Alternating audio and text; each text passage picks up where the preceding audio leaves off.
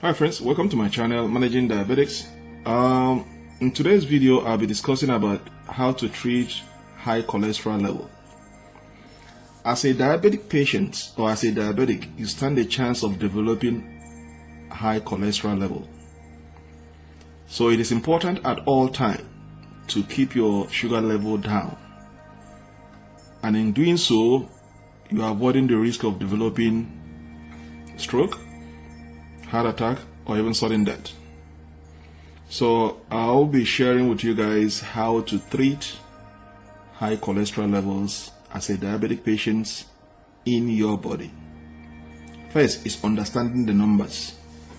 Once you understand the numbers, then you are on your way of knowing how to live and manage cholesterol levels. First,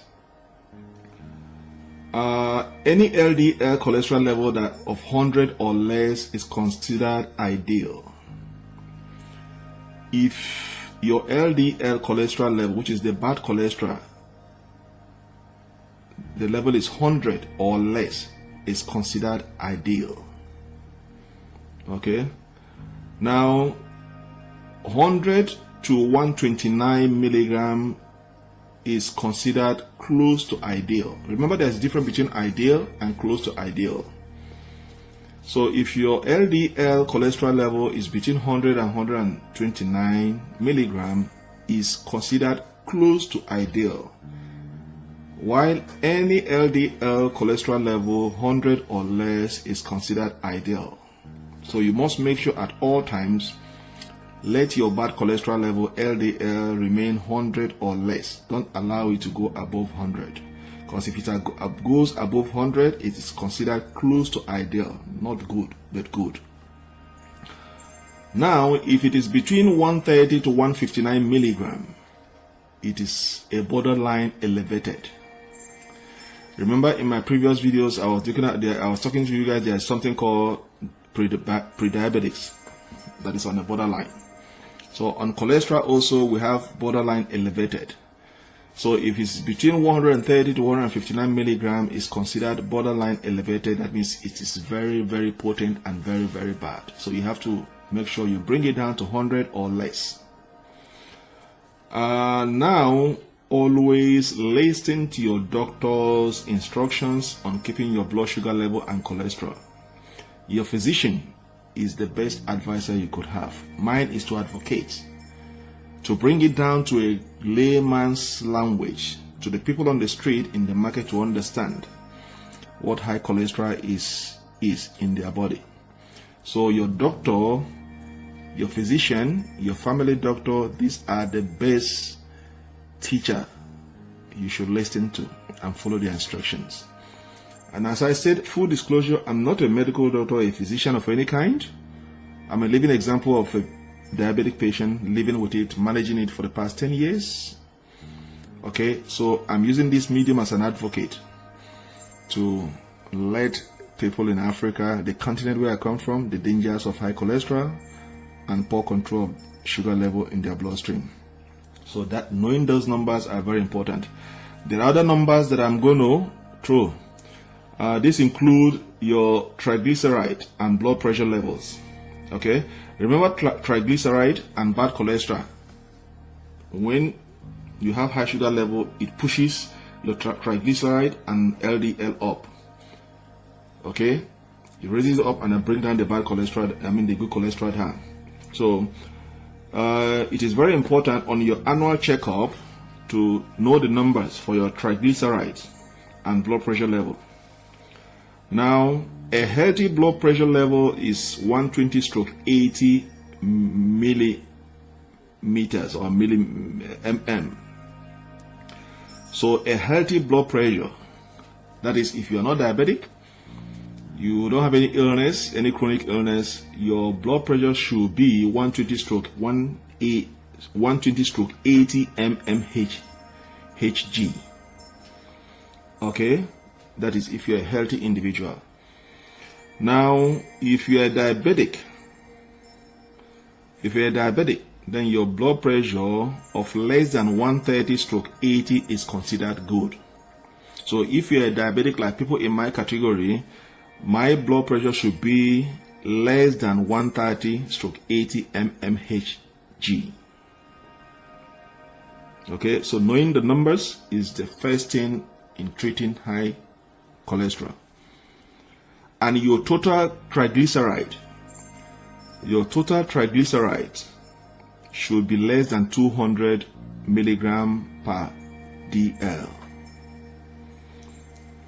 So your triglyceride, your total should be less than 200 mg per dl. So that is the first thing you should know about treating your high cholesterol. Now, the second part is following your doctor's advice in avoiding certain lifestyle. Avoid smoking or stop smoking. To control your high cholesterol levels, avoid smoking or stop smoking. Secondly,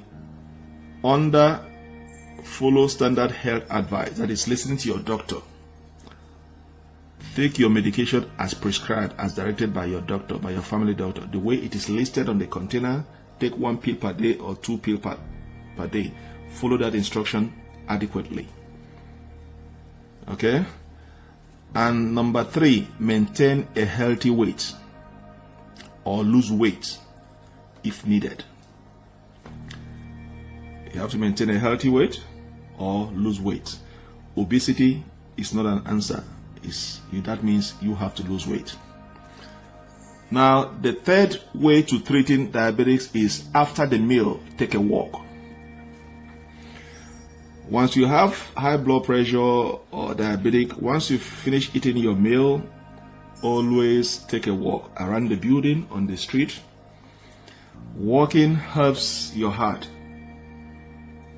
help in pumping the blood. Take a walk. It is very important. That's number 3.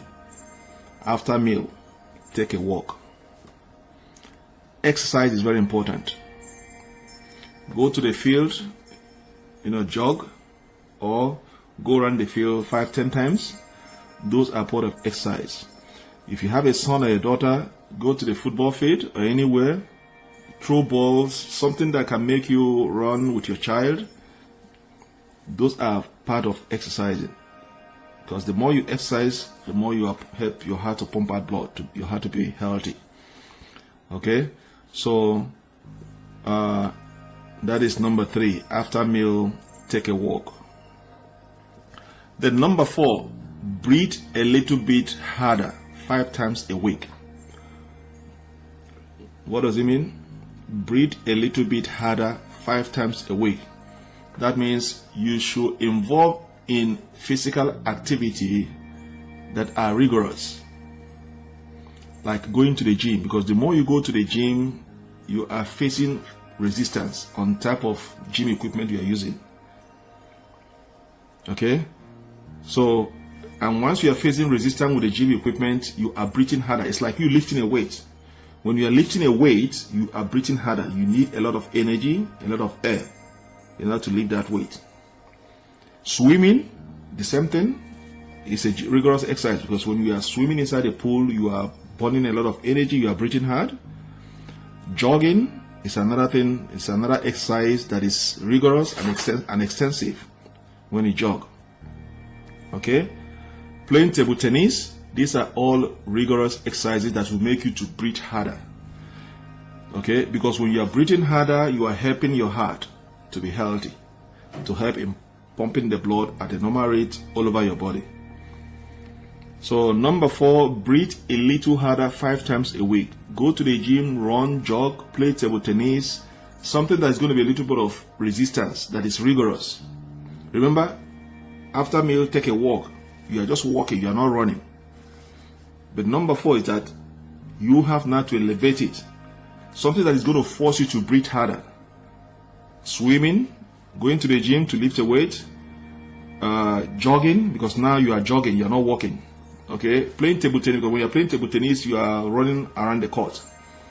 Okay, so these are some of the examples of the rigorous exercise that is going to help you to breathe harder. Climbing the stairs, when you climb up and down the stairs, you are breathing harder. So these are some of the examples that you have to do in helping you to control your high cholesterol levels. Okay. Number 5, when you go to the gym, lift something that is heavy. It's more or less the same thing on number 4. So I'm just inculcating everything. Okay, something that can make you face resistance whilst you are doing it. That's going to force your heart to pump out blood faster. It's very important you engage in those things. Then number 6 is your dieting. Eat healthy fat. When you eat healthy fat, it reduces your cholesterol levels, okay, and cut out source of fat from your diet. There are some fats that you have to avoid from your diet, like red meats, all those things, full dairy fats. You call them fat. So eat healthy fat to reduce your cholesterol level.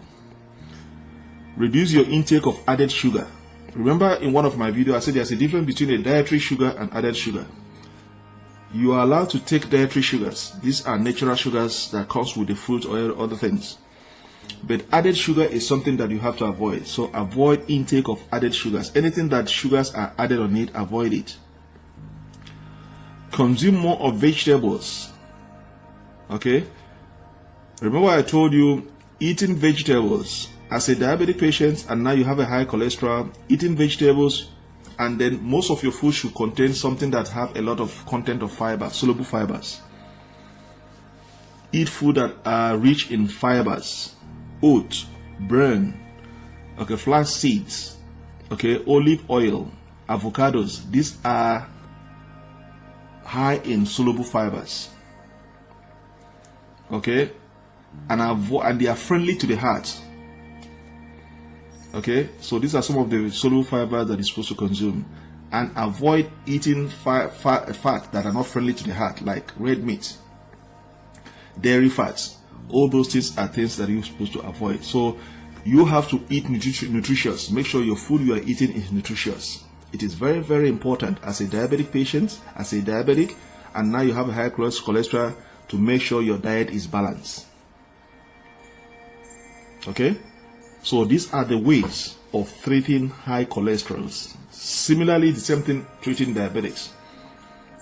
Because as I say, when you have this potent illness with you, a lot of things are going to change. Your diet is going to change, your lifestyle is going to change. If you are smoking, you have to stop smoking, and you have to listen to your doctor's advice and then take your medications.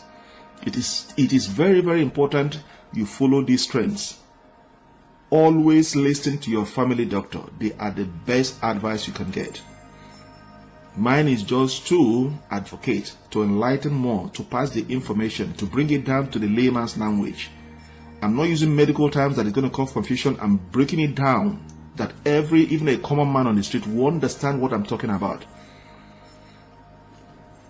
Okay, so it is very, very, very important that you always know the numbers of your cholesterol, your high blood pressure, your triglyceride. All those things are very important. Once you have the numbers in your hand to know the range, then you go to other things, your dieting, okay, things you're supposed to eat and things you're supposed to avoid. Those things are going to help you to control your high cholesterol levels, your sugar levels, and make you to live longer. And the most importantly, avoid those complications that might be very dangerous to your life. Remember, health is power. You are expected to live for your children, for your family, and don't allow another man to train your children. If you are ignorant of this and don't take it seriously when you are a diabetic patient, another man will train your children. And no man wants another man to train their children. So to live for your kids, to live for your family, try as much as you can to understand the basis of diabetics, high cholesterol, and then importantly, if you are confused, see your family doctor for an explanation. And once you have them in the tip of your hand, you can live a longer period of life and a normal life. So thank you for watching this video. I'll be dropping another video again. But please, at the end of this video, comment. Leave a comment, subscribe to my channel, and share to your friends. Okay, thank you very much, and then stay blessed. Enjoy your weekends. Goodbye.